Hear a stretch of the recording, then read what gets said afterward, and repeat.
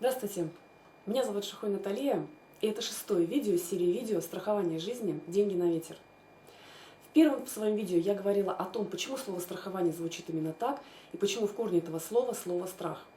Второе видео было посвящено букве «О», это было слово «ошибка», и я говорила о том, об ошибочном мнении людей о страховании жизни. Третье видео было посвящено букве «В», это было слово «возможность», я говорила о тех возможностях, которые предоставляет нам страхование жизни. В четвертом видео я говорила об авторитете, которым обладает страхование жизни. Пятое видео было посвящено букве «Н», это было слово «накопление».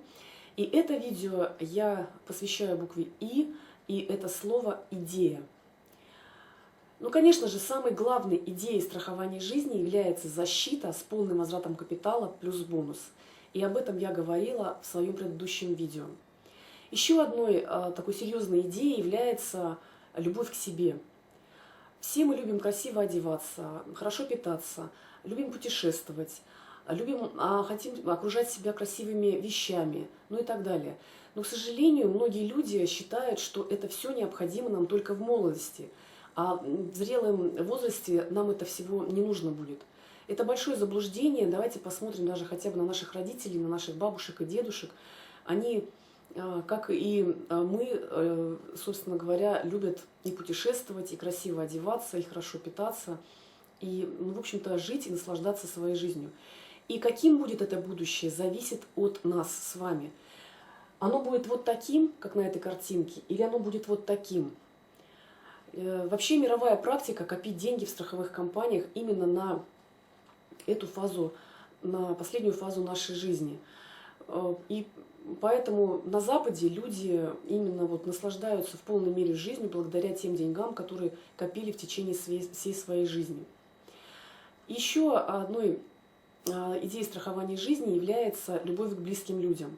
Об этом я уже тоже говорила в своих видео. Еще раз повторюсь, что если мы заботимся о наших близких, мы, конечно же, должны задумываться и о том, что будет, если, не дай бог, конечно же, с нами что-то случится.